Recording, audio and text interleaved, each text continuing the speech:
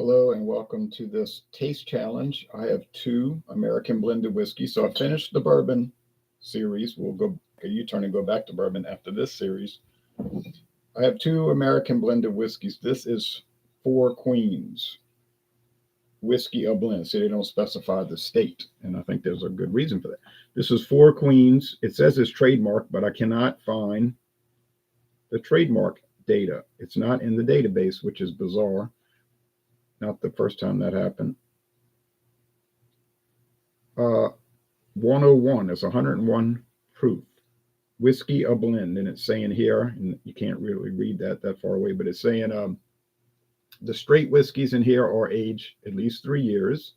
Whiskies, see, it's a blend of different straight whiskeys. Don't know what they are. And it's 80% grain neutral spirits. Blended and bottled by Laird of New Jersey. So Laird is famous for Applejack. Laird's Applejack, which we easily get in Louisiana, but not Four Queens. I found this once at Martin Fine Wine and Spirits in Metairie, Louisiana. It was $11. I thought it was unusual, so I bought it. Most blended whiskeys are, American blended whiskeys I'm talking about, are 80 proof, not 101 proof like Wild Turkey 101. So I thought that was unusual. And I don't ever see it again. I never saw it in any other store, and it's not showing up on the locator tool on the website. They don't list any store in Louisiana. So, but in New Jersey, it's in every liquor store, and I believe Pennsylvania as well. Probably what happened, a customer requested it, and probably a customer that's from that area, because we get a lot of people from the Northland that come live down here and to work, obviously. Usually some retire, usually move to Grand Isle by the coast. But they probably ordered a case of 12 bottles, put it on the shelf, sold it for $11, and then when it was all gone, might have taken a long time, they just said, look, it doesn't move, let's just get rid of it. And so I'm glad I got it. There's enough left for one more challenge. But like I say, it looks like an old brand, but it could just be something maybe only from the 80s. I don't know, but it seems old, you know. If anybody's got information, reliable information, let me know. The competitor is Beam's 8-Star, introduced in 1976, because, well, that's when the trademark data goes into effect. It said that the trademark for this product was first used in 1976, so you would have to imagine that's when they introduced it.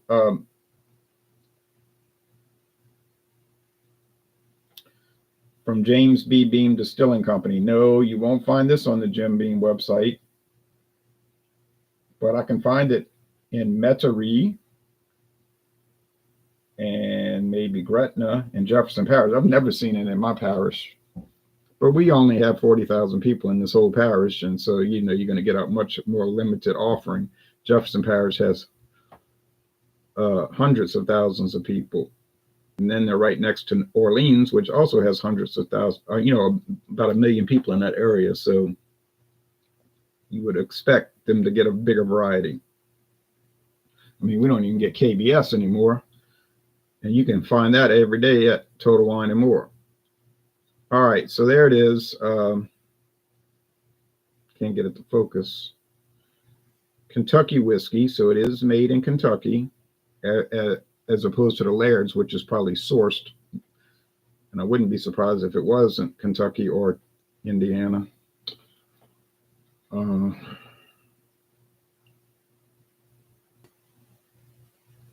This bottle is now the I ain't gonna focus, so I'm not gonna fight with it.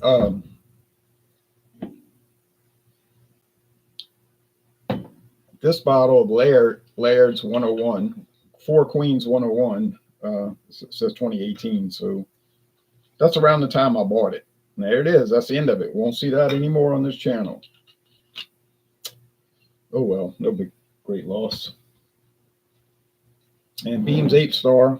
This liter bottle should last a long time. It was $9. I could see it was faded, like the gold on it had oxidized. It's still gold, but it's kind of silverish looking.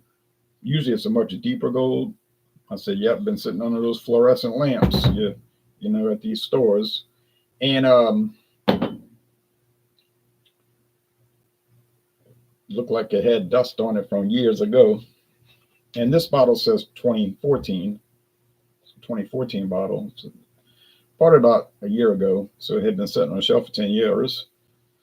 And I brought it to the counter and I'm like, what is the price of this? I don't see a tag. And the guy could see the bottle look bad. He's like, for you, my friend, $9. And I thought, I'll go along with that. You know, what the heck?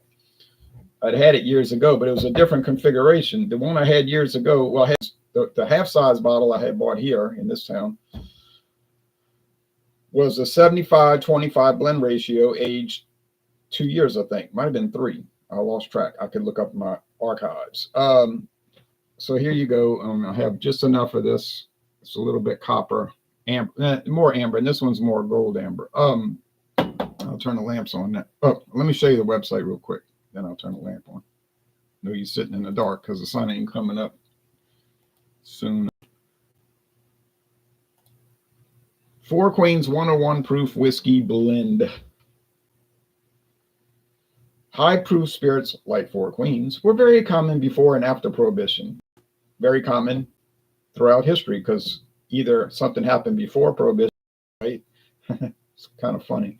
Over time, the alcohol level, and I think they mean immediately after Prohibition, over time, the alcohol in most spirits were reduced. They need to retype this, got bad spacing, which is true. Jack Daniels used to be 90 proof, then it dropped to 86 proof, and then now to 8. So that there is truth in that for sure. But today's spirit enthusiasts and bartenders once again appreciate a high proof spirit. And that's true too. Four Queens has survived the test of time, which has been around a long time. This product has been around for so long, it is new again. Best of all, Four Queens is both high proof and Four Queens is also known as an ingredient in the making of Boilo, the traditional Christmas or Yule time drink in the coal region of Boston and East Central Pennsylvania. And there's internet videos about, you have CBS Morning News story about this whiskey. They say most of the year it doesn't really sell, but down that holiday season, boy, they can't keep it on the shelves. Four Queens, wonder why they call it that. Maybe they 4 different straight whiskeys in it. That could be a clue. But I don't know. They do have a section on their website where you order it online if you're that concerned about buying it. And they have a really good locator too. It shows all the stores, and mostly it's showing New Jersey, you see.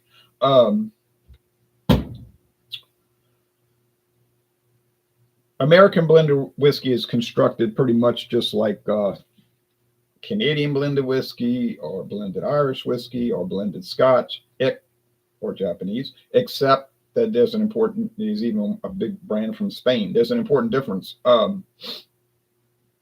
American blended whiskey is allowed, not required, allowed to have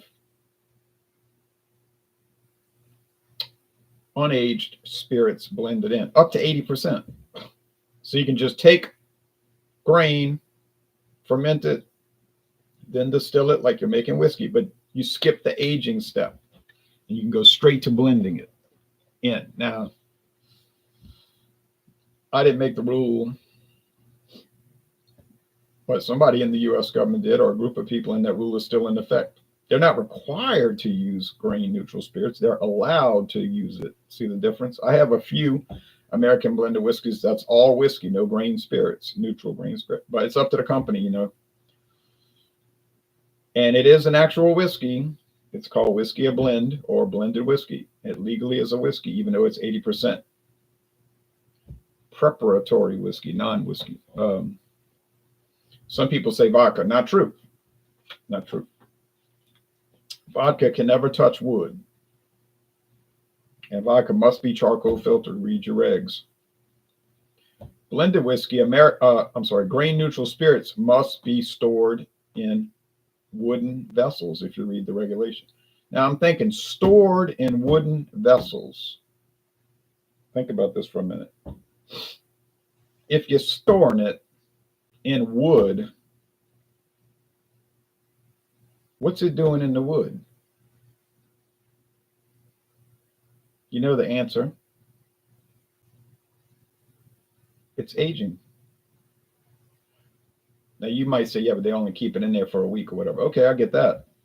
Maybe they don't keep it in there at all because they didn't, if you store it, but you can just immediately start bottling it, blend it and bottle it. But it is weird, because if it's aging, if it's in wood and then it's aging, so it wouldn't be neutral anymore. It would take on some character of the wood. So that's a peculiar little caveat. Now, I was talking to somebody yesterday on, he was writing comments. He was saying, oh, he said requirement to be Scotch.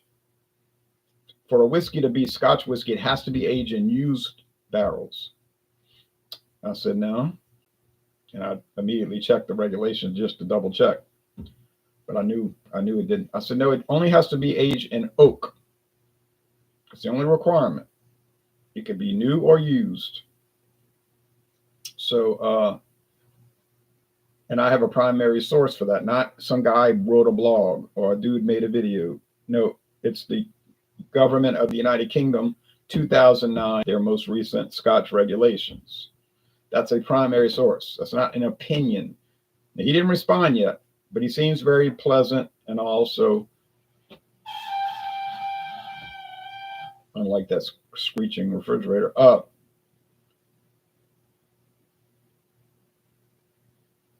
so hopefully he'll, remain pleasant, because I'm not trying to be difficult about it, but we want to be accurate. Accuracy does matter.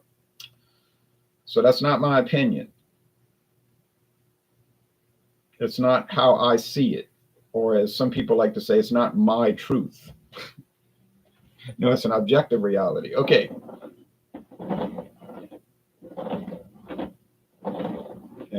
And normally when people say that's my truth, that means they're embracing something that's actually not true, but they want to call it true for themselves and live in a pretend world.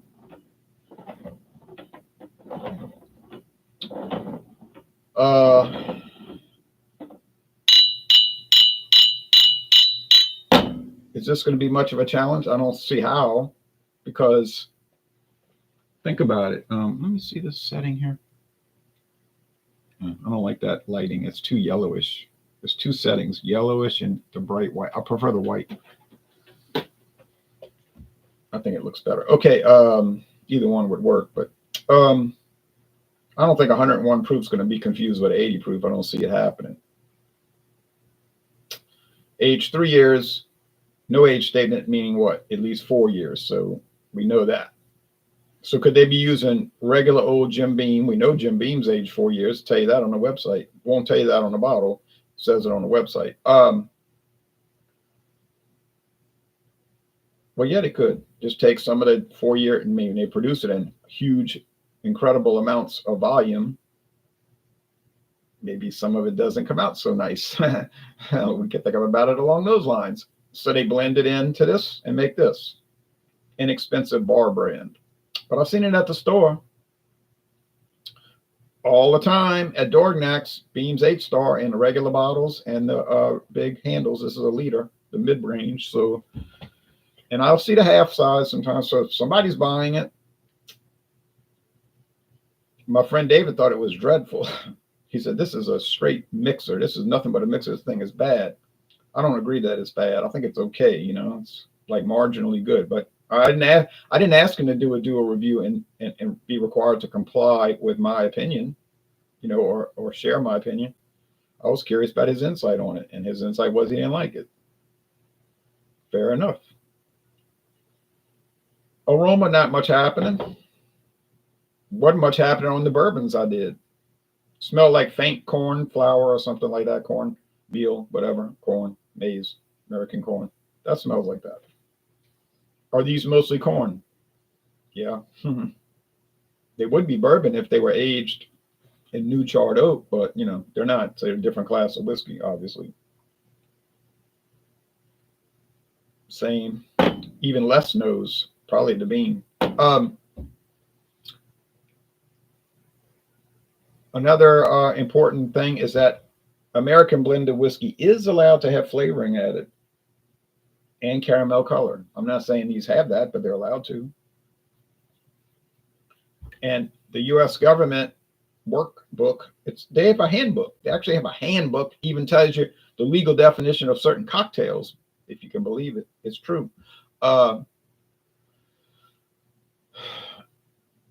it says traditionally blending sherry is used to maintain consistency of flavor. I don't understand how that would work, but that's what they say on the website. And they can use it, but it cannot exceed, and that would be a natural flavor because it's natural. Sherry is natural, but that would not, it's not to exceed 2.5% of the volume. That's what it says on the work handbook. It has to be natural flavor, and it says NTE, not to exceed 2% of the volume. Okay. You could exceed it, but then it wouldn't be called American blended whiskey. It would be called a distilled spirit specialty. And some of those are sold that way. And that's common too. But hey,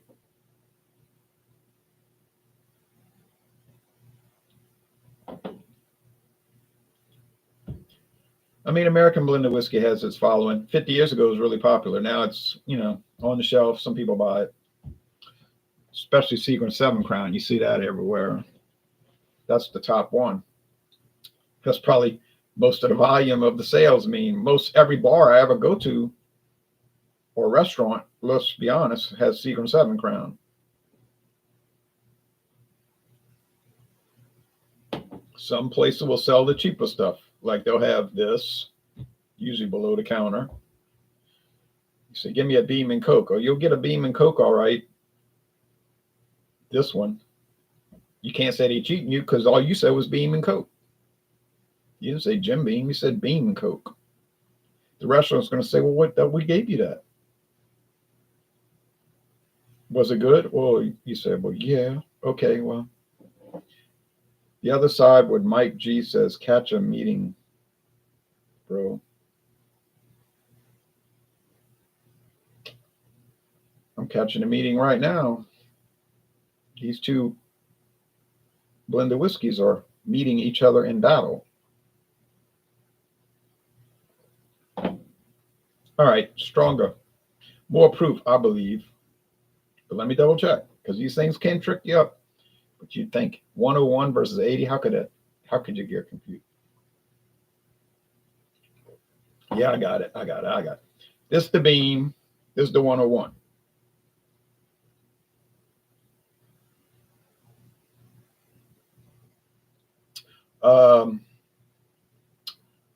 So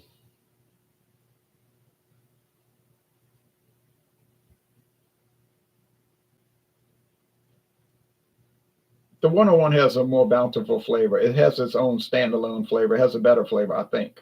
I believe so. I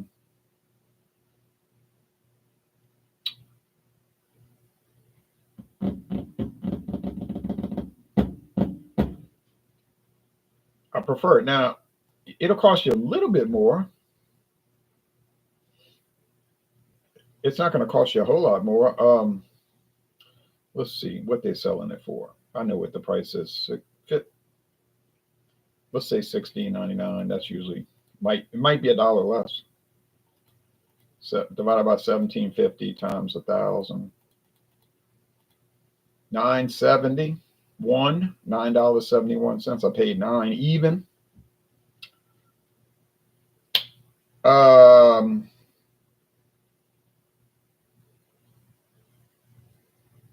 This one was 11. And I paid $9 for the liter. So yeah, Beam is a little cheaper and it's a little less flavorful.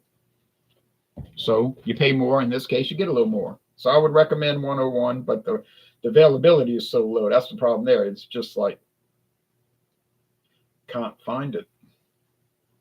You say, but I live in New Jersey. Everybody, I know New Jersey. Yeah, I'm sure every store has it. New York, probably in many. Pennsylvania, probably many stores. Outside of that area, probably becomes very sketchy as far as distribution. Like I said, I found it once in Louisiana. I wouldn't buy it again because I've had it, I've tasted it, I've done challenges. It held up very well. It did quite well in the challenges. I don't think I ever got it confused or anything. Maybe once, just some error. But yeah, it's a good product and it's inexpensive. The website's telling you that. They're telling you that on their website. It is an inexpensive option. Okay. Do they sell expensive products? Yes. They sell some Applejack brandy that's probably $100. That's their specialty. But they cover, you know, they cover the bases. They'll sell vodka, gin, brandy, rum, straight bourbon of different types. That's kind of like a sideline for them. Their main frame, you know, is the Applejack. So we get, you know, some of their stuff here.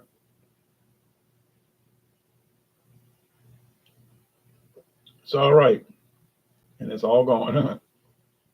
So the clear winner here, Laird's.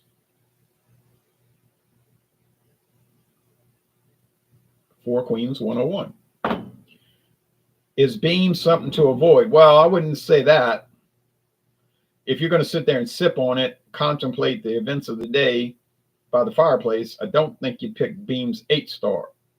I mean, you could sip it at room temperature, neat, with no ice or anything added. I'm doing that now. It's not offensive. I'm not, you know, saying, oh, well, this stuff is terrible. It's giving me, you know, the frisson, you know. It's, you know,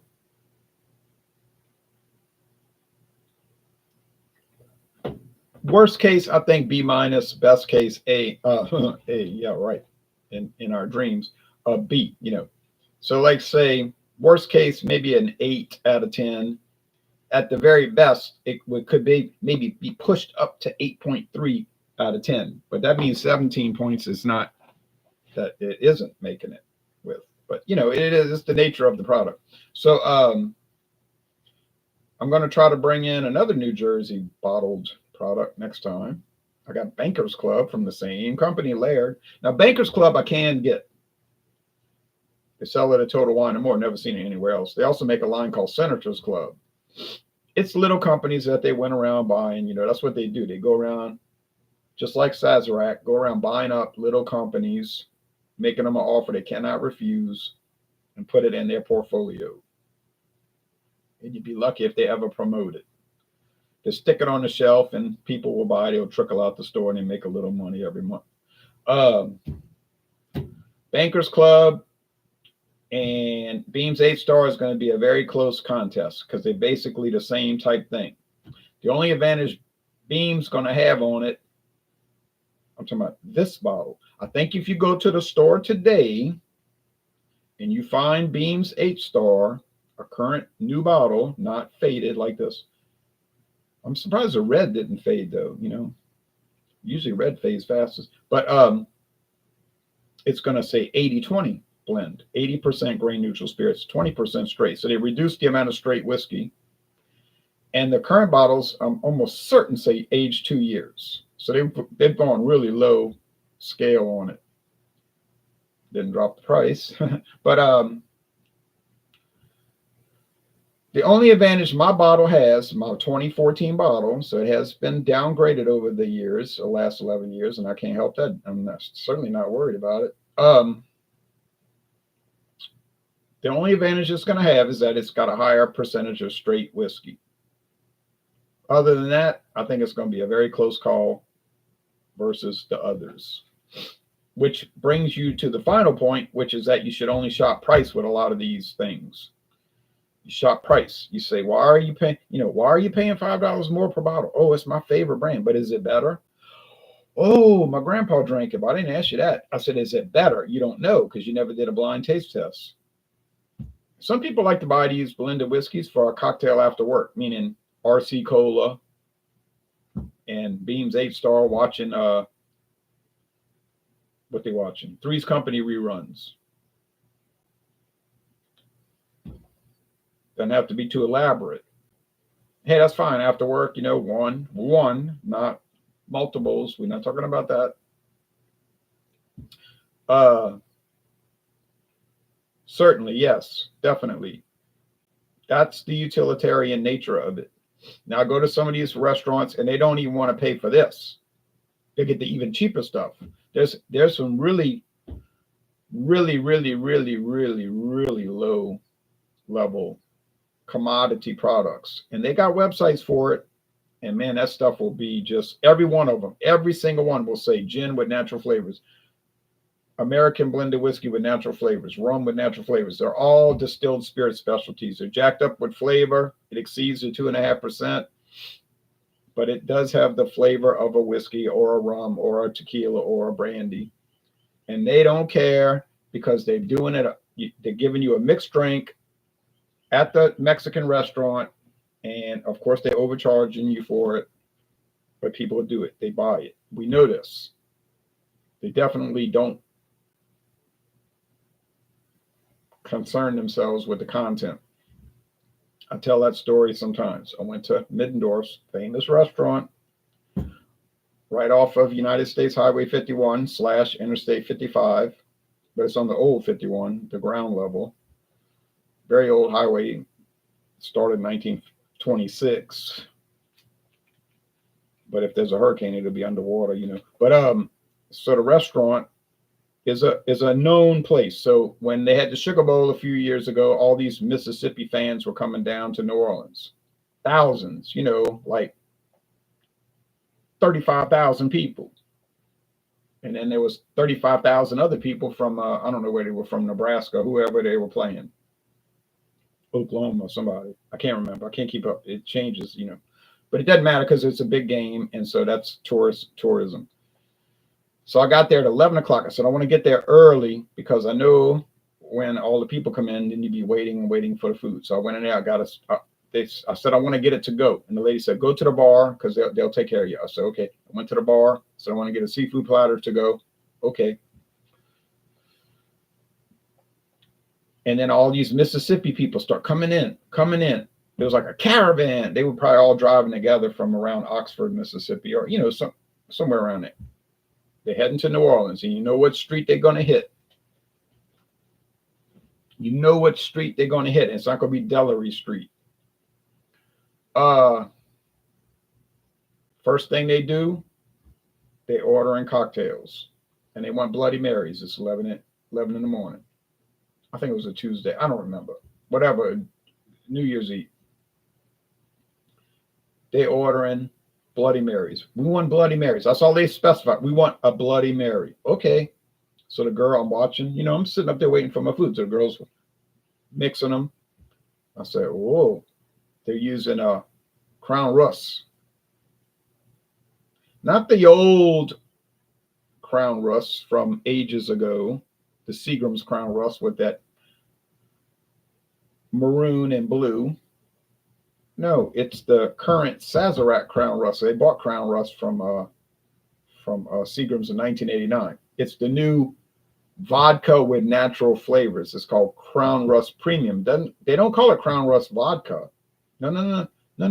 Back up. It's called Crown Russ Premium, and then a disclaimer below: vodka with natural flavors. I'm watching. I'm thinking, what are they going to think about it? You know, because I know this is a common brand. Now they changed the label, bright red, vermilion, almost like I'll call it color vermilion. I'm watching.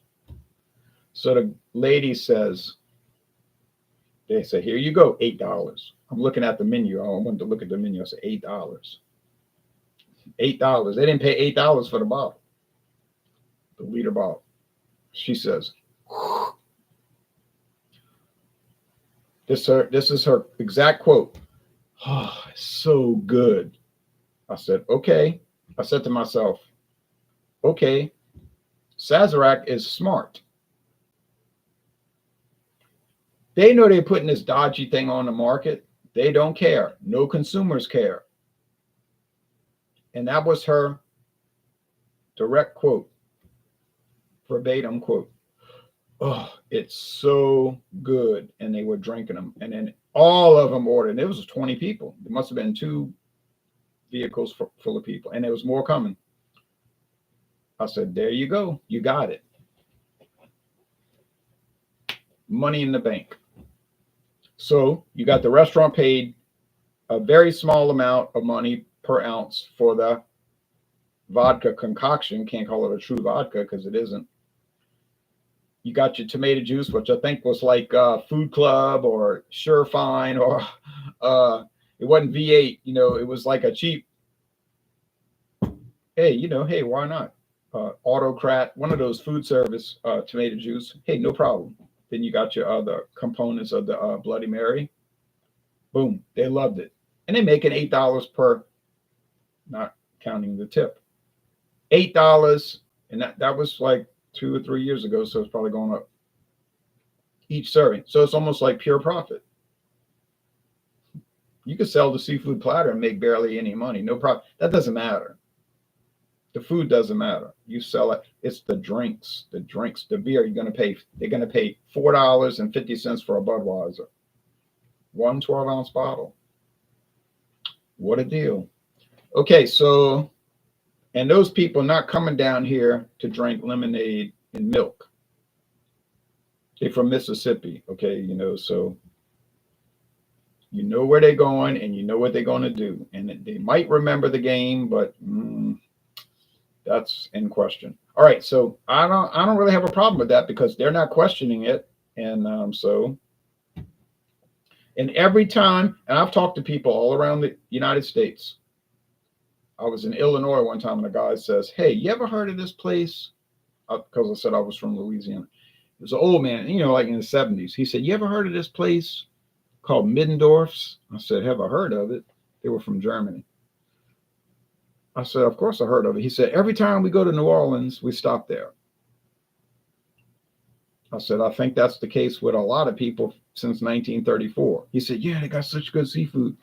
I said, "Yeah." So they built the exit. There's no reason to have an exit for that town. There's like probably 300 people in that whole town, and that's pushing it, maybe like 100 people. If you want to call it a town, it's more like a settlement. I don't even think it's a village. But they have another restaurant, seafood outlet, and a couple of bar rooms. People do stop there. But they put the exit there for that restaurant. That's because they got pulled in the state capitol, so they spent a lot of money for that exit because a lot of state senators and representatives like to stop there. So yeah, it's a win-win situation for everybody involved, I suppose. All right, so the winner here, Four Queens 101. I wouldn't go searching it out. I would not go looking for it. Although, why would you have to? They got a locator tool. You can find out in 1 minute if it's sold in your area. It's easy as pie. Nothing to it. Beams 8-star. More than likely, if you live in the United States, you can look around at a few liquor stores and you will see it. You won't see it as often as Jim Beam, obviously, but you'll see it. And it'll be a significant price deduction from regular Jim Beam straight Kentucky bourbon whiskey. So something to try, I guess. May not help. I don't see where it would hurt, but you drink too much. All right, y'all take care now. Bye-bye.